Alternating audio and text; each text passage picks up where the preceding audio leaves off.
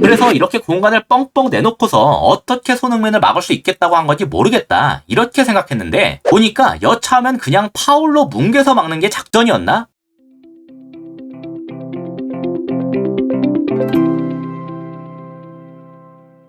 안녕하세요. 축구 보는 기자 축복입니다. 우리나라가 중국한테 3대0 대승을 거뒀는데요. 손흥민이 2골 1어시를 기록하면서 모든 득점에 관여했어요. 경기 전에 분명히 중국에서 손흥민 신경 안 쓴다, 어떻게 막는지 알고 있다 라고 말했었는데 손흥민이 보여준 세레모니처럼 완전히 입을 다물게 되어버렸죠. 그래서 오늘은 손흥민의 플레이를 중점적으로 다뤄보려고 합니다. 먼저 전술적인 역할이 어땠는지부터 보자면 일단 저번 싱가포르전과는 맡은 역할이 달라졌어요. 이게 손흥민의 영향력이 보다 높아진 이유 중 하나였는데요. 우리나라는 기본적으로 이와 같이 4-2-3-1처럼 나왔다고 볼 수 있는데 여기서 공격 시 오른쪽 중앙 미드필더인 황인범이 잔뜩 올라가면서 이와 같이 4-1-4-1처럼 바뀌었습니다. 그리고 여기서부터 벌써 손흥민의 위치가 저번과는 달라졌다는 걸 확인할 수가 있죠. 저번 싱가포르전에서도 우리나라가 4-1-4-1처럼 된 것 자체는 똑같지만 손흥민의 위치가 왼쪽이 아니라 오른쪽이었습니다. 왜냐하면 왼쪽 공격형 미드필더 자리로 이재성이 올라왔기 때문에 자연스럽게 손흥민이 오른쪽 위주로 움직일 수밖에 없었거든요. 그리고 오른쪽 윙어 자리엔 이강인이 있죠. 이 오른쪽의 핵심 컨셉이 1차적으로 이강인이 측면에서 볼을 받게 된 다음에 주변 선수들의 측면 움직임 지원을 통해서 이강인이 중앙으로 들어와 활동할 수 있도록 만든다는 것이었고, 자연스럽게 오른쪽 공미로 뛰는 손흥민도 그 이강인의 주변 선수들 중 하나였기 때문에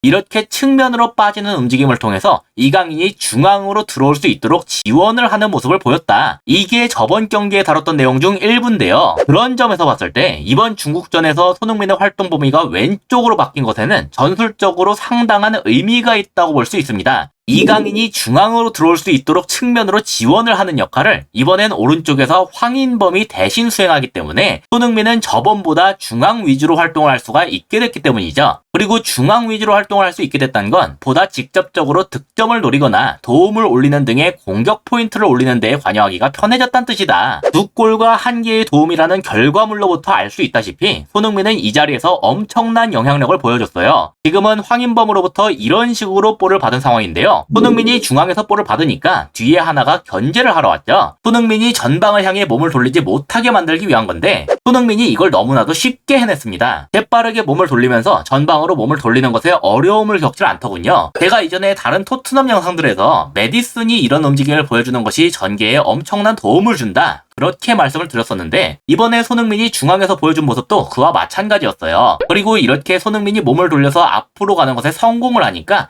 중국 입장에선 굉장히 수비하기가 난처하게 됐습니다. 일단 바로 뒤에 붙었던 선수는 물론이고 그보다 뒤에 있는 이 두 선수까지도 손흥민을 막기 위해 투자될 필요가 생겼거든요. 그래서 여기서 손흥민이 치고 나가니까 어떻게 됐냐면 아까 표시된 그 3명이 죄다 손흥민 하나 때문에 여기로 쏠리게 됐어요. 최후방 5명 중에 3명이나 손흥민 하나한테 몰리니까 자연스럽게 다른 쪽에는 수비수가 부족하게 되겠죠. 그래서 손흥민이 끌어올 수 있을 만큼 최대한 끌어오다가 옆에서 침투하는 황희찬한테 넘겨주는 것에까지 성공했습니다. 비록 이것이 슈팅까지 이어지지는 않았지만 손흥민의 개인 능력이 동료들한테 어떻게 기회를 줄 수 있는지를 잘 보여주는 장면이었죠. 이번엔 아까와 다르게 황희찬이 먼저 볼을 받는 상황인데요. 일단 그 앞을 2명이 잡고 있는데도 이 사이로 패스를 성공시킨 황인범의 패스도 대단했어요. 끊기면 역습을 당할 수도 있지만 이렇게 중앙으로 향하는 패스를 성공시킨 덕분에 급속도로 전개를 이어나갈 수가 있게 됐거든요. 황희찬이 중국의 수비 라인과 중미 라인 사이의 공간에서 볼을 잡고 있기 때문에 중국의 수비수가 튀어나와서 이걸 견제하려고 했습니다. 그러니까 일단 최후방 라인에 어느 정도 균열이 생긴 상태죠. 이러한 상황에서 손흥민까지 누군가 튀어나와 잡으러 오긴 힘들었어요. 지금 장면으로 보면 저 2번 선수가 손흥민을 막을 수가 있는 구도인데 저 2번이 만약에 튀어나오면 중앙에 너무 크게 공간이 발생되겠죠. 그래서 지금 손흥민이 아주 위험한 공간에 있음에도 굉장히 넓은 공간을 확보하게 됐습니다. 당연히 황희찬이 여기서 손흥민한테 볼을 넘겼는데요. 그래도 이 2번 선수가 뒤로 물러나 자리를 잡고 있으니까 손흥민이 직접 침투하는 것을 견제할 수는 있는 상황이죠. 그래서 손흥민은 무리하게 직접 돌파를 하거나 슈팅을 하지 않았습니다. 방금 볼을 넘겨준 황희찬이 그대로 최전방으로 침투했는데 아까 말씀드렸다시피 중국의 최후방 라인에 약간 균열이 간 상태였기 때문에 이 황희찬의 침투를 온전하게 잡아주기가 힘들었거든요.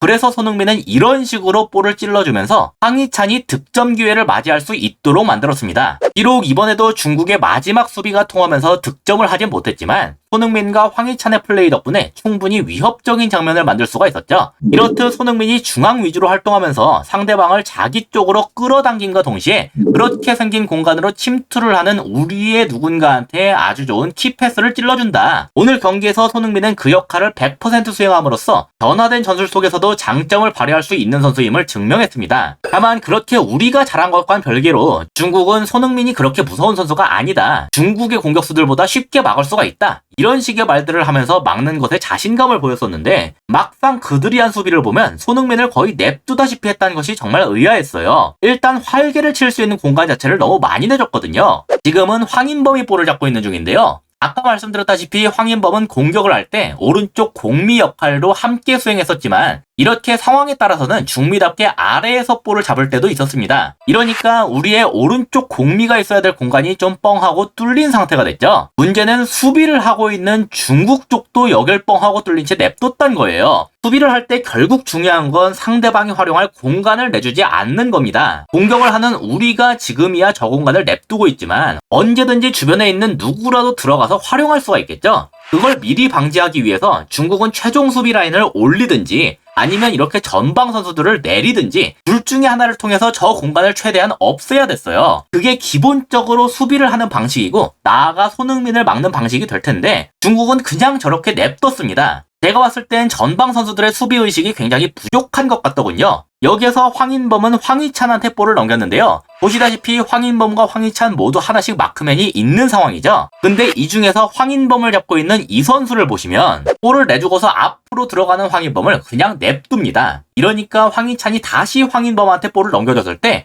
황인범이 아무런 방해도 없이 이걸 받아낼 수가 있게 됐어요. 그래서 솔직히 마음만 먹으면 황인범이 그냥 볼을 잡고 이렇게 들어갔어도 아마 별다른 문제가 없었을 겁니다. 하지만 여기서 황인범의 선택은 달랐는데 바로 손흥민의 상황 때문이에요. 지금은 손흥민을 잡기 위해서 마크맨 하나가 약간 올라온 상태죠. 근데 황인범이 볼을 잡고서 올라올 때가 되니까 손흥민의 마크맨이 오히려 거리를 벌렸습니다. 아마도 황희찬이 이렇게 침투하는 걸 걱정했던 것 같아요. 지금 손흥민을 잡으러 더 올라갔다가 잘못하면 황희찬한테 이런 식으로 뚫려버릴 수도 있었거든요. 하지만 이러니까 손흥민한테 최초부터 뻥하고 뚫려있던 공간까지 합쳐져서 너무나도 넓은 공간이 주어지게 됐습니다. 상황이 이렇게 되니까 황인범은 손흥민이 저 공간을 활용하도록 볼을 주고서 대신에 본인이 최전방으로 침투를 하는 게 더 낫겠다고 본 것 같았어요. 이러니까 지금 중국에서는 손흥민이 전방을 바라본 채 있는데도 이 전진을 막을 수 있는 선수가 하나도 없게 됐죠. 기껏해야 저 뒤에 있는 최종 수비가 나와야 되는데 얘가 나오면 나오는 것대로 이번에 조규성한테 공간을 내주게 되니까